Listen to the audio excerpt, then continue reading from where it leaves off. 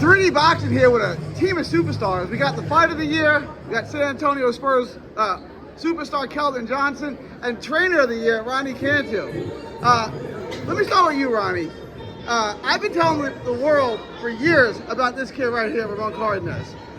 You've been training him for a while now. What are your thoughts on his growth and his development and what he did in Vegas? I mean, we knew it was going to happen. It was great. We had a great turnout. We had a great camp. Great game plan. I mean, he worked super hard. And having Joel Diaz there with us, man, is such a blessing just because he's been there 1,000 times. And the experience there, but I knew he was going to do good, and we showed out. It was a great performance. Keldon, you were there. What did you think? What did you think of his performance? I mean, I was proud. I was proud to, be Ramon's friend, be there to support him. And it was a performance that, he went there to win. He didn't go there to survive. He went there and fought, and he made San Antonio proud. You've been a part of some big things, the NBA playoffs, NCAA tournament. How does a fight in Vegas compare to the events that you've been a part of? I mean, it's totally different. It's something I can't control. So, having him as a close friend, it really make me nervous. Having him out there because I care about him and seeing him go out there and fight, and at such a high level. He put on for us. He made us proud, man. And I wouldn't want it any other way. Be that support. I've been watching him for years. I've been filming him for years. I knew that he was a special talent. You played on a really special team in Kentucky. Tyler Hero, quickly, right? There was a bunch. Did you look at those guys? You know that they were going to be special. That those guys were different. Yeah, for sure. We used to go at it all the time in practice, and we get out there, compete, and iron sharper iron. So I knew when I was beside those guys, and we was making so many big plays and doing things like that. I was used to it because we did it so many times in practice. You, Hero, quickly. Who was the best? PJ Washington, right? Who else? Who was the best player on that team? You were only there 1 year, right? Yeah, who was the best player on the team? I would love to say myself, but we got a lot of great players. That's a loaded Tyler team. Hero was amazing. PJ Washington was amazing. I have the utmost confidence in myself. Let me get to the man of the hour here. Thank you. First off, I've been trying to tell the world for years that Ramon Cardenas is one of the best 122s in the world. Walk me through that moment. You came from nothing. You really built yourself up. Now you're fighting the best little man ever. ESPN main event in Vegas. Walk me through what that moment is like. It was just like a big surreal moment. I knew I was gonna get there. I didn't know when. I knew I was gonna get there, but it was cool to get there at the time that I got there in my life, stuff like that. So it was just one of those things where, like I said, I knew I was gonna get it, just didn't know when. How did you keep the faith? You've been through a lot. You've been through a lot of trainers. You didn't have the promoters behind you like Mario and Bam. You really built this thing on your own. How did you stay so confident, and how did you keep that belief in yourself? I knew I had the talent. More than anything, I knew I had the talent. The talent's there. It's like anything. When you have belief, I just believed in myself like anything. I don't care who I'm fighting, or I don't care what way or anything like that.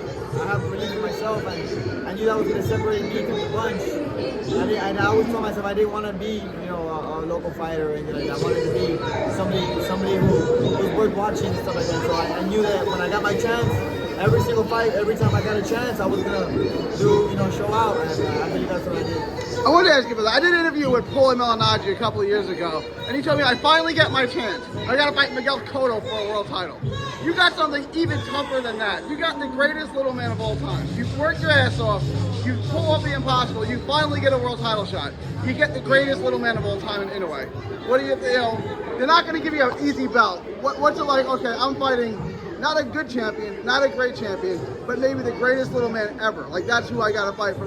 What are your thoughts when you get that fight? I didn't really see it as like I didn't see him as who he is.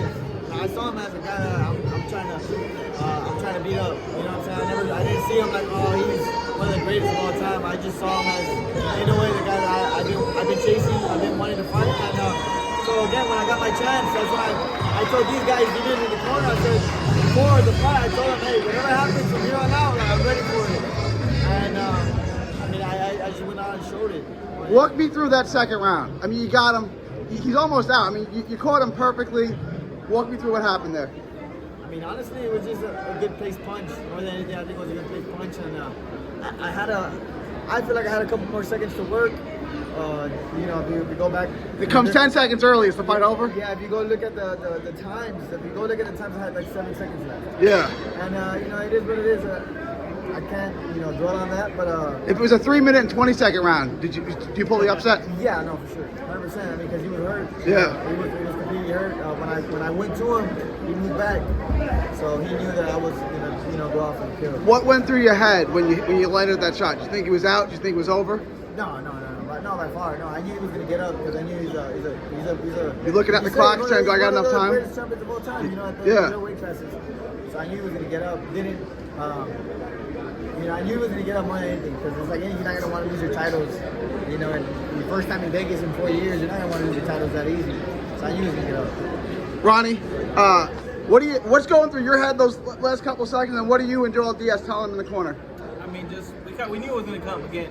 We talked about it all camp. We were about landing that punch, about using our strengths on Inoue, and it landed. And again, when it came and it did, we just had to stick to the game plan. But man, kind of at the time, I was just like, I couldn't believe it was actually happening. But I mean, it did. And again, we just had to stick to the game plan and just continue doing what he was doing. Keldon, you're there. You're watching one of what looks like to be one of the greatest upsets in the history of sports in the making. What were your thoughts when Ramon dropped Inoue in the second round? I mean, I just knew, like, if he landed clean, that, you know, he was going to put him down, he was going to sit him down. But, you know, I was hyped, man. I had goosebumps the whole fight, but, you know, seeing him, when he landed that shot, I said, man, like, you know, this is what he was telling us. Like, he was telling us the whole camp, like, man, I'm going to beat him. I'm going to beat him. I'm going to beat him. Like, this is what I'm going to do. Like, this is my game plan. And to see him implement that and to see the success, I was like, damn. One of the moments, like, damn, he told me so. Like, he told me what he was going to do, and he went out there and did it. You had him hurt again. You had him in trouble again in the third round. Then, you know, he figured things out. He is, like I said, the greatest little man of all time. What were your thoughts on Inoue? And then ultimately, you know, he came up a little short, but it was a hell of a fight. What were your thoughts on Inoue as a champion and the fight, the experience as a whole? He's a great champion. You know what I'm saying? I have nothing but respect from it. Ultimately, I always see boxing as a sport. You know what I'm saying? For me, it's never been personal. And I thought he's a good cheese. He's a hell of a world champion. And mainly, I'm like that guy Lito Shooter right now. You know, when he misses a shot one time and he's like, okay, I understand it now. That's kind of the mindset that I'm at right now, where, okay, I got my shot. That was very close. And now I know what to do. You know what I'm saying? So now it's the build back. I don't know if you remember this, but I talked to you when you were still at 118. And you said, if I have to fight Inoue at 118, I'll fight Inoue. It's no big deal. And I was talking to him. He's like, well, you got to walk through the fire. You're walking through the fire with the monster. Where does that confidence come from? Like, I talked to you years ago when you were still a prospect. You said, I got to fight him, I got to fight him. I mean, believe it or not, dude, it's funny. You know, he's here, and I always tell him I can dunk on him. I'm talking, you know what I'm saying? So it's just the confidence that you gotta have to go in with life in general. You know what I'm saying? It's good to have a sense of confidence. You know, not to be cocky about it, but hey, just because I'm so and so or this or that doesn't mean I'm gonna let this guy come in over me. So that was my mindset. I had nothing to lose and everything to gain. We'll fight. So that's the mindset that I took. Keldon, it's a loaded backcourt this year. You add Dylan Harper. How's the vibes in San Antonio? How's the vibes in the locker room this year? Amazing vibes. We're ready for the season. Can't wait to go start start training camp. We had some amazing rookies this year. We had some amazing pieces. Luke Cornett, Kelly Olynyk, Ricky Waters, brought Jordan McLaughlin back to add to our board. And I think we're gonna make some noise this year. It's a winning culture here in San Antonio. They don't want division titles. They don't want conference titles. They want world championships. Sure. You guys capable of that this year? You guys there? Sure. We're gonna do what we do, baby. Looking forward to it. God bless.